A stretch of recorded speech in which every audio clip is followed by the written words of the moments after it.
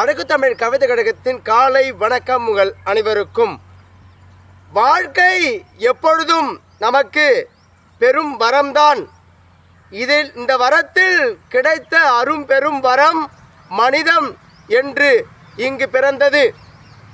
நமக்குள் 1000 ஐயங்களும் அச்சுறுத்தல்களும் தொடர்ந்து கொண்டிருக்கலாம்.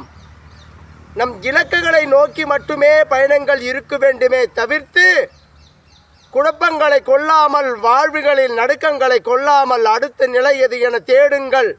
கண்களில் ஒரு சிறு தேடலேனும் வலம் வரும் நிலை செய்து கொள்ளுங்கள்.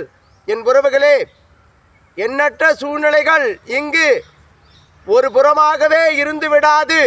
மாறும் தன்மைகளை கொன்றவை மாற்றங்கள் ஏற்றிக்கொண்டுதான் இந்த இயற்கைகள் நிகழ்ந்தேறி கொண்டிருக்கின்றது. ஒவ்வொரு நாளும் மாற்றங்கள், ஒவ்வொரு வினாடியும் கடிந்து மறு வினாடிகள் புதுமை பெறுவதை போல் உங்கள் வாழ்க்கையில் இந்த நிலை இன்று சரி செய்யப்படும், நாளை புதிதாக மாறும் என்ற நம்பிக்கை மீது நீங்கள் ஏறி பயணங்களை தொடரும் நிலை செய்து கொள்ளுங்கள். வாழ்க்கை வரம் என எண்ணுபவர்களுக்கு மட்டுமே அவர்கள் எண்ணத்தில் தூய்மைகள் பிறக்கும். அடுத்த நிலைகளுக்கு அவர்கள் செல்ல வழிகள் கிடைக்கும்.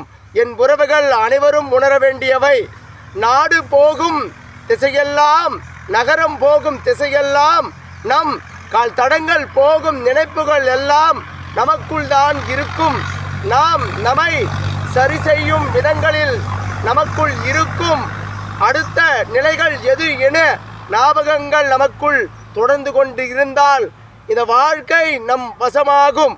வாழ்வதனில் எவைகள் சூழ்நிலைகள் மாறுதலை காண காத்து கொண்டிருந்தாலும் வாழ்க்கை நமது, நம்பிக்கை நமது, அடுத்த நிலையும் எனது, அடுத்தடுத்த வரும் நிலைகளும் எனது என மனதை மிக மிக லேசாக வைத்து கொண்டு வாழ்தடம் எனும் அழகிய மண் பரப்பின் மீது நம் கால் தடம் பதித்து வாழும் நிலை செய்து கொண்டால் இந்த வாழ்க்கை நினைத்தது போல் நமக்கு நிகழ்ந்தேறும்.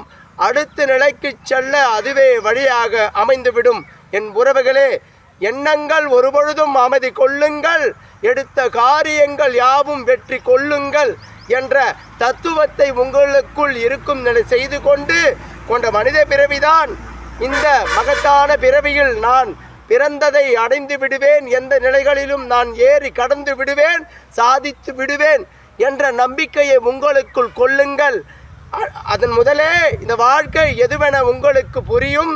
பிறகு இந்த உலகம் நம்மை எந்த நோக்கில் பார்க்கின்றதோ அதைவிட மாற்றத்தோடு பார்த்து சிறப்பாக நம்